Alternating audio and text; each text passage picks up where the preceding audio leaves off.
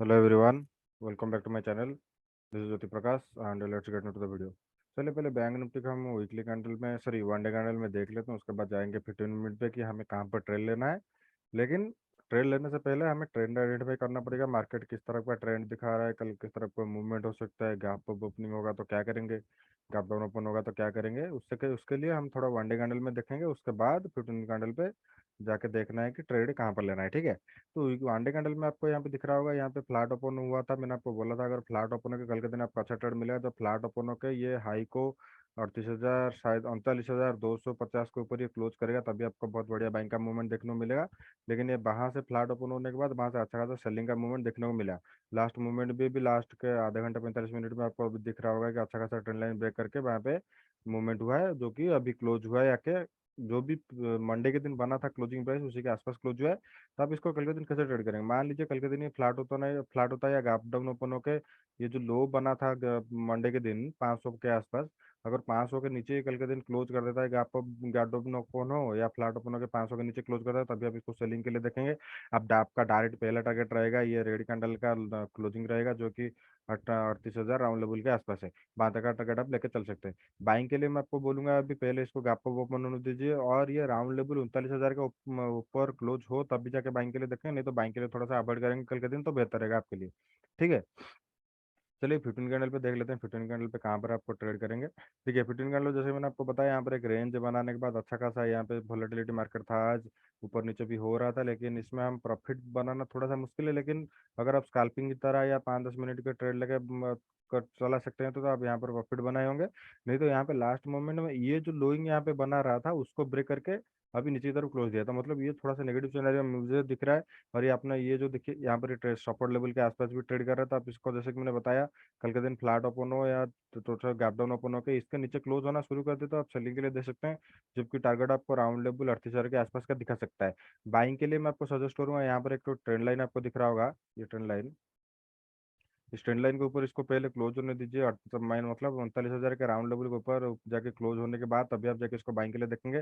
तब अच्छा खासा मूवमेंट देखने को मिल सकता है, जो कि आपको टारगेट दिखा सकता है 39,350 के आसपास का। लेकिन मैं थोड़ा सा कल के दिन देखूंगा कि गैप, मुझे लग रहा है कि गैप डाउन थोड़ा सा ओपन हो सकता है, जो कि 38,400 बोल रहा हूँ, एक मिनट रुपये।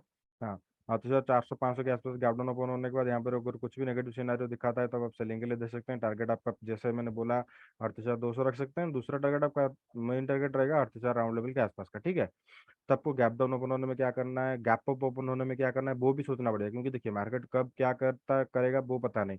यहाँ पर ये अच्छा खासा बाइंग के लिए मूवमेंट बना था, लेकिन गैप डाउन ओपन हुआ ना, उसी तरफ से आपको गैप अप के लिए भी प्लानिंग करके पहले जाना है। मान लीजिए गैप अप ओपनिंग होता है 39,000 के ऊपर और क्लोज कर देता है पहले 15 मिनट के अंदर 39,000 के ऊपर ओपन होने के बाद अच्छा खासा स्ट्रॉन्ग बाइंग में क्लोज होता है 39,100 के आसपास, तो आप वहां पर कैसे ट्रेड करेंगे। फिर उससे पहले देखिए यहाँ पर रेजिस्टेंस है, तो मैं थोड़ा सा वेट करूंगा कि अगर यहाँ पर हल्ट करे और 39,300 के आसपास यहाँ पे होल्ड करने के बाद यहाँ के ऊपर 39,300, 340, 350 के ऊपर अगर क्लोज कर देता है तभी मैं बाइंग के लिए देखूंगा। टारगेट मेरा रहेगा राइट 39,600। ठीक है, लेकिन फ्लैट ओपन होकर अगर यहाँ पर बाइंग का कुछ सिनेरियो बनता है तो मैं बाइंग के लिए ले सकता हूँ, जो कि मेरा टारगेट दिखा सकता है 39,000 के आसपास का। लेकिन 39,300 तो या 330 के आसपास ओपन हो तो 39,000 का टारगेट रखूंगा। लेकिन यहाँ पर फ्लैट ओपन होकर ऊपर जाए तो 39,000 टारगेट पहले रखूंगा, दूसरा टारगेट 39,350 के आसपास का लेके चल सकता हूँ। ठीक है, चलिए अभी बैंक निफ्टी के तो हमने देख लिया, अभी निफ्टी को देख लेते हैं। निफ्टी में वन डे कैंडल में कैसा दिख रहा है उसको भी हम 15 मिनट में कैंडल में जाएंगे, कहाँ पर ट्रेड लेना है, कहाँ पर कैसा आपको मूवमेंट बन सकता है वो भी देखेंगे। ठीक है, तो निफ्टी में आप देखिए, निफ्टी में अभी फ्लैट ओपन होने के बाद ये अच्छा खासा नेगेटिव में क्लोज हुआ है। बैंक निफ्टी में 0.97 में क्लोज होता है, निफ्टी में 1.50% में क्लोज हुआ है। तो यहाँ पे ज़्यादा सेलिंग देखने को मिला, जैसे कि मैंने आपको बताया था अगर इसको बाइंग होना है तो इसके ऊपर सस्टेन करना पड़ेगा, सेलिंग के लिए इसके नीचे जाना पड़ेगा। तो ये इसको क्लोज अप किया, ये जो क्लोजिंग प्राइस था ग्रीन कैंडल बना था जो मंडे के दिन, उसको क्लोज करने के बाद अच्छा खासा नीचे के क्लोज दिया है। और ये राउंड लेवल 17,000 के नीचे के क्लोज दे चुका है। अभी क्लोज दिया है 16,983, मतलब ये 17,000 के नीचे क्लोज दे चुका है। आप इसको कंटिन्यूशन में भी ट्रेड ले सकते हैं, क्योंकि जो राउंड लेवल था राउंड लेवल के नीचे क्लोज कर चुका है।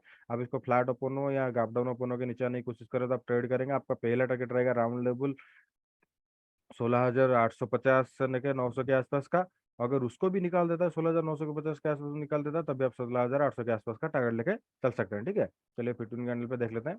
15 कैंडल देखिए बैंक बैंक निफ्टी में थोड़ा सा जैसे वोलेटिलिटी था निफ्टी में भी वैसा था, लेकिन निफ्टी में एक आपको ये एक पैटर्न दिख रहा होगा, ये अपना हाई ब्रेक ही नहीं कर रहा था, मतलब ये लोअर हाई बना के जा रहा था।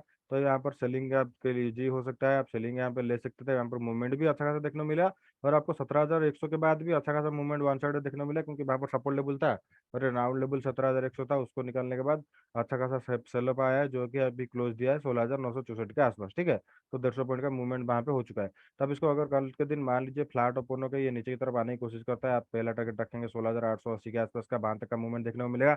अगर 16,880 को भी निकाल देता है गैप डाउन ओपन होकर, मान लीजिए इसी के आसपास गैप डाउन ओपन होने के बाद यहाँ पे कुछ नेगेटिव कैंडल जैसे क्लोज करता है, आप ऊपर का स्टॉप लॉस डाल लेंगे, नीचे जब क्रॉस कर रहा होगा तो आप ट्रेड ले सकते हैं, जो कि आपका पहला टारगेट रहेगा 16,800 राउंड लेवल के आसपास का, ठीक है। मैं थोड़ा सा एक्सपेक्ट कर रहा हूँ कल थोड़ा सा गैप डाउन ओपन हो सकता है, तो जो बहुत बड़ा गैप डाउन ना ओपन हो, अगर छोटा सा होता है तो आपको बढ़िया मूवमेंट नीचे की तरफ देखने को मिलेगा। जैसे मैंने बताया 16,800 के राउंड लेवल के आसपास का टारगेट दिखा सकता है। कल के दिन मान लीजिए 16,800 के आसपास भी गैप डाउन ओपन हो सकता है। अगर यहाँ पर गैप डाउन होने के बाद यहाँ पर कुछ भी बाइंग का सिनेरियो बनता है 15 मिनट 20 मिनट के अंदर, तो आप अगर नीचे का स्टॉप लॉस डाल लेंगे, अगर हाई को ब्रेक कर रहा होगा, लोअर हाई बनाता जा रहा होगा, तभी आप इसको बाइंग के लिए ट्रेड ले सकते हैं, जो कि टारगेट राउंड लेवल 17,000 के आसपास का अगर रख के चलेंगे, ठीक है। चलिए यहाँ पे देख लेते हैं, अगर मान लीजिए गैप अप ओपनिंग हो जाती है तो क्या करेंगे। यहाँ पर भी आपको जैसे बैंक निफ्टी में ट्रेंड लाइन चल रहा है, आपको भी यहाँ पर एक ट्रेंड लाइन दिख रहा होगा, इस ट्रेंड लाइन के ऊपर इसको क्लोज करना पड़ेगा पहले तो। मुझे मेरे हिसाब से 17,100 के ऊपर जब क्लोज करे राउंड, पहले तो इसको क्लो ओपन होना पड़ेगा 17,000 के ऊपर, राउंड लेवल 17,000 के ऊपर, उसके बाद 17,100 के ऊपर ये क्लोज करना शुरू करे, तभी जाके मैं बाइंग के लिए सोचूंगा। नीचे का स्टॉप लॉस लो बनाएगा, लो के आसपास स्टॉप लॉस डालूंगा। 17,001 के ऊपर जब क्लोज करेगा कोई और एक कैंडल अगर उसके हाई को ब्रेक कर रहा है, तब मैं बाइंग के लिए देखूंगा, जो कि टारगेट मेरा 17,300 के आसपास का रहेगा। लेकिन मैं जैसे कि बोल रहा हूँ, आपको एक्सपेक्ट कर रहा हूँ गैप डाउन ओपन हो सकता है 16,800 के आसपास भी ओपन हो सकता है, 16,900 के आसपास भी ओपन हो सकता है। यहाँ पर से भी बाइंग का मूवमेंट कुछ बनता है तो मैं बाइंग के तो कर सकता हूँ, लेकिन मुझे कॉन्फिडेंस उतना नहीं आएगा कि मैं अच्छे क्वांटिटी में बाइंग करूँ, क्योंकि यहाँ पर जो सेलर आया है अगर ये ऊपर जाए तो सेलर राइज भी हो सकता है। तो देख के ट्रेड करना पड़ेगा, जैसे कि मैं कंफर्मेशन बाइंग के लिए वेट करूंगा 17,100 को। अगर 16,900 या 16,800 के पास बाइंग के लिए आता है तो मैं छोटे क्वांटिटी में एक दो क्वांटिटी में बाइंग के लिए सोच सकता हूँ, जो कि टारगेट मुझे राउंड लेवल 17,000 के आसपास का दिखा सकता है, ठीक है।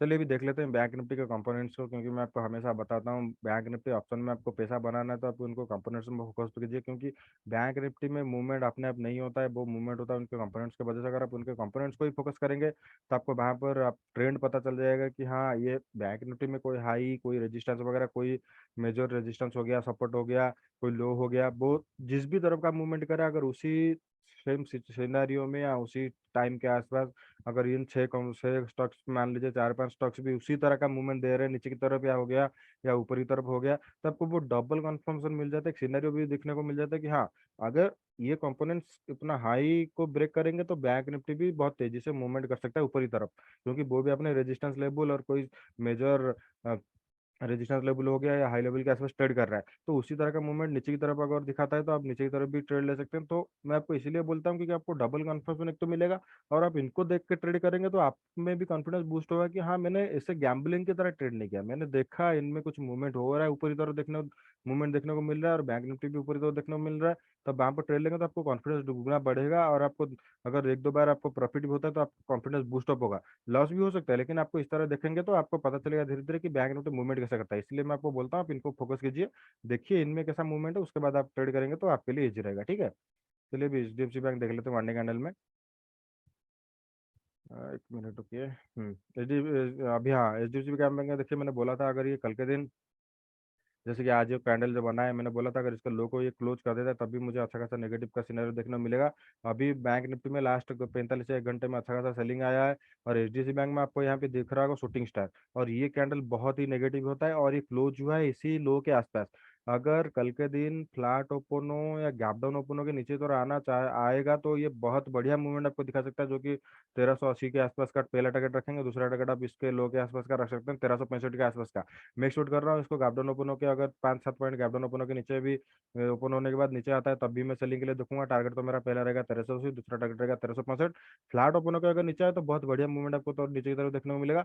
बाइंग के लिए मैं सजेस्ट करूंगा आप इसको पहले क्लोज होने दीजिए 1615 1415 के ऊपर, तो अभी आप इसको बाइंग के लिए देखेंगे, नहीं तो बाइंग के लिए मेरे हिसाब से अभी अवॉइड कीजिए तो बेहतर रहेगा, ठीक है। चलिए आईसीआईसी बैंक देख लेते हैं। आईसीआईसी बैंक में देखिए फ्लैट ओपन होने के बाद अच्छा खासा नेगेटिव में क्लोज हुआ है, और ये जो मैं रेंज बोल रहा था रेंज को नहीं नीचे ब्रेक किया नहीं ऊपर ब्रेक किया, उसी के अंदर अभी है। तो आपको कल के दिन यहाँ पर भी अच्छा खासा मूवमेंट नीचे की तरफ देखने को मिल सकता है। अगर फ्लैट ओपन होकर नीचे आया या गैप डाउन ओपन होकर नीचे आया, ये रेंज को ब्रेक करेगा 3-4 दिन से जो रेंज बना रहा है, तो आपको अच्छा खासा मूवमेंट देखने को मिल सकता है। पहला टारगेट तो आपको 860 के आसपास रहेगा, दूसरा टारगेट मैं आपको बता रहा हूँ आप 845 से लेकर 847 के आसपास का रख सकते हैं, वहां तक का मूवमेंट देखने को मिलेगा। बाइंग के लिए अभी आप अवॉइड कर सकते हैं, पहले इसको क्लोज होने दीजिए 880 के ऊपर, तभी आप बाइंग के लिए देखेंगे। नहीं तो सेलिंग का कुछ भी सिनेरियो बनता है तो आप सेलिंग के लिए यहाँ पे ट्रेड ले सकते हैं। ठीक है, चलिए अभी एसबीआई देख लेते हैं। एसबीआई में देखिए यहाँ पर आपको दिख रहा होगा हाई, जो हाई बना है वो हाई को कभी ब्रेक ही नहीं कर रहा है, उसी के आसपास जाके क्लोज करके नीचे आ रहा है। तब इसको कल के दिन कंटिन्यूशन में ट्रेड कर सकता है। अगर फ्लैट ओपन होता है या गैप डाउन ओपन होकर नीचे आने की कोशिश करता है, तो पहले तो ग्रीन कैंडल का लो के आसपास का, जो कि 521 के आसपास का पहला टारगेट रखेंगे। अगर वो 521 को भी निकाल देता है, दूसरा टारगेट आप यहाँ पे रख के चल सकते हैं 518-16 से लेके 519 के आसपास का, वहां तक का मूवमेंट आपको इजीली देखने को मिलेगा, जो कि 7-8 पॉइंट बहुत बढ़िया होता है एसबीआई में। पहले ये कंडीशन नहीं होना चाहिए कि फ्लैट ओपन के नीचे आए या गैप डाउन ओपन के नीचे आए, तो वहां पर मूवमेंट अच्छा सा देखने को मिल सकता है। बाइंग के लिए मैं आपको प्रीफर करूंगा जब ये 534 के ऊपर क्लोज कर देगा, तब आप बाइंग के लिए बड़े क्वांटिटी में देख सकते हैं, जो कि आपको टारगेट दिखा सकता है 540 से लेकर 542 के आसपास का, क्योंकि यहाँ पर 2-3 दिन से एक ही जगह पे हाई बना रहा है। अगर हाई को ब्रेक करेगा तो मूवमेंट अच्छा खासा ऊपरी तरह देखने को आपको मिल सकता है। ठीक है, कोटक बैंक में देखिए, कोटक बैंक में अच्छा खासा सेलिंग का मूवमेंट बना है। कोटक बैंक, इंडसइंड बैंक हो गया, इसमें अच्छा खासा सेलिंग का मूवमेंट देखने को मिला है। ये जो लो था, लो के नीचे क्लोज कर चुका है। अभी आप इसको कंटिन्यूशन में ट्रेड कर सकते हैं, जो कि टारगेट आपको पहला तो राउंड लेवल 1775 के आसपास देगा। जैसे मैं आपको बताता कि यहाँ पर ये जो हाई लो बना के यहाँ से गया है, तो पहला टारगेट आपका वहां पर रहेगा। अगर उसको भी निकलता है, तब दूसरा टारगेट इसी लो के आसपास का रख सकते हैं, जो कि आपका टारगेट रह रहा है 1760 के आसपास। तो कल के दिन अगर फ्लैट ओपन हो या 1780 के आसपास भी ओपन होके गैप डाउन ओपन होके नीचे की तरफ आए, तो पहला टारगेट 1775, दूसरा टारगेट आप 1760 के आसपास का लेके चल सकते हैं। वहां तक का मूवमेंट आपको सेलिंग के लिए देखने को मिलेगा। बाइंग के लिए अभी थोड़ा सा अवॉइड कीजिए, यहाँ पर बाइंग के लिए भी जा सकता है, लेकिन मैं आपको प्रीफर करूंगा थोड़ा सा सेलिंग के लिए आप देखेंगे तो बेहतर रहेगा। नीचे की तरफ ओपन होने के बाद डायरेक्ट बाइंग के लिए भी जा सकता है, उसको भी आपको देखना पड़ेगा, लेकिन ज्यादातर आप प्रीफर करेंगे कल के दिन सेलिंग के लिए तो बेहतर हो सकता है। ठीक है, चलिए अभी एक्सिस बैंक देख लेते हैं। एक्सिस बैंक में देखिए एक अकेला ही बैंक था जो कि पॉजिटिव में क्लोज हुआ है। फ्लैट ओपन तो थोड़ा सा गैप अप ओपनिंग हुआ, आप इसको फ्लैट भी मान सकते हैं, इतना बड़ा भी नहीं है। लेकिन ये हाई लगाया था अच्छा खासा 795 के आसपास, राउंड लेवल 800 के आसपास गया था। लेकिन अगर के क्लोज 10 पॉइंट नीचे क्लोज दिया 785 के आसपास।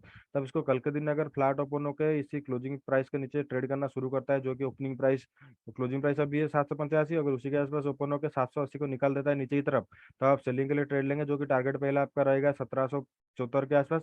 अगर 1774 के आसपास गैप डाउन ओपन होने के बाद वहां पर कुछ भी सेलिंग का मूवमेंट बनता है, तो आपका दूसरा डायरेक्ट टारगेट रहेगा 773 को। अगर निकल देता है गैप डाउन ओपन होकर, तो आप 760 के आसपास का टारगेट लेके चल सकते हैं, वहां पर तक का मूवमेंट आपको देखने को मिलेगा। बाइंग के लिए आपको पहले इसको क्लोज होना पड़ेगा 795 ऊपर। और जैसे कि मैं आपको बताता हूँ, अगर इसको कंटिन्यूशन में बाइंग के लिए लेना है, तो 800 के ऊपर राउंड लेवल उसको उसको और इसको स्ट्रॉन्ग क्लोजिंग देना पड़ेगा, 2-3 तक यहाँ पे होल्ड करना पड़ेगा, क्योंकि यहाँ पर जो जोन था, ये जोन के ऊपर क्लोज होगा, तभी जाके इसको बड़े क्वांटिटी में बाइंग के लिए आप देखेंगे। नहीं तो आप सेलिंग के लिए कल के दिन प्रीफर कर सकते हैं, अगर ये 780 के नीचे क्लोज करना शुरू करता है तो। चलिए अभी इंडोसिन बैंक देख लेते हैं। इंडोसिन बैंक में देखिए यहाँ पे 4% के आसपास का मूवमेंट हुआ है। एक तो थोड़ा सा गैप अप ओपनिंग हुआ छोटा सा, उसके बाद वहां से डायरेक्ट सेलअप आया है। आप ओपनिंग प्राइस देखेंगे 1215, और क्लोजिंग प्राइस आकर 1164, मतलब 50 पॉइंट के आसपास का मूवमेंट आज इंडोसिन बैंक में दिया है। और ये जो जोन था यहाँ पे, जो लो बना रहा था लगातार 3 दिन से, उसके नीचे भी क्लोज कर चुका था। आप इसको कंटिन्यूशन में ट्रेड कर सकते हैं। ज्यादा बड़ा गैप डाउन ओपन होगा तो मैं थोड़ा सा अवॉइड करूंगा, देखूंगा वहां पर मूवमेंट क्या है। लेकिन फ्लैट ओपन होता है या छोटा सा गैप डाउन ओपन के नीचे आता है, तो मैं सेलिंग के लिए दे सकता हूँ, जो कि मेरा टारगेट तो पहला रहेगा 1155 के आसपास, वहां से 10 पॉइंट का। अगर उसको भी 1155 के आसपास ओपन होता है या 1155 को निकाल देता है फ्लैट ओपनिंग होकर, तो मैं दूसरा टारगेट 1138 से लेकर 1140 के आसपास का लेके चल सकता हूँ। ठीक है, तो आज के लिए बस इतना ही। एंड मुझे तो सब बैंक निफ्टी हो गया, निफ्टी हो गया, मुझे नेगेटिव लग रहा है, लेकिन कल गैप डाउन भी ओपन हो सकता है, बहुत बड़ा गैप डाउन ओपन होगा। जैसे कि मैं आपको बोलता हूँ, थोड़ा सा वेट कीजिए, देखिए 15-20 मिनट में कोई आप मूवमेंट हो रहा है उसके बाद ले सकते हैं। नहीं तो फ्लैट ओपन होकर नीचे की तरफ आना शुरू करता है 5-10 मिनट के अंदर, 10 मिनट पहले वेट कीजिए, 5 मिनट नहीं 10 मिनट वेट कीजिए। अगर वहां पर आता है तो आप वहां पर सेलिंग के लिए देख सकते हैं, जो कि बहुत बढ़िया मूवमेंट आपको देखने को मिल सकता है। ठीक है, एंड आज के लिए बस इतना ही। Thank you everyone for watching my video, and bye bye.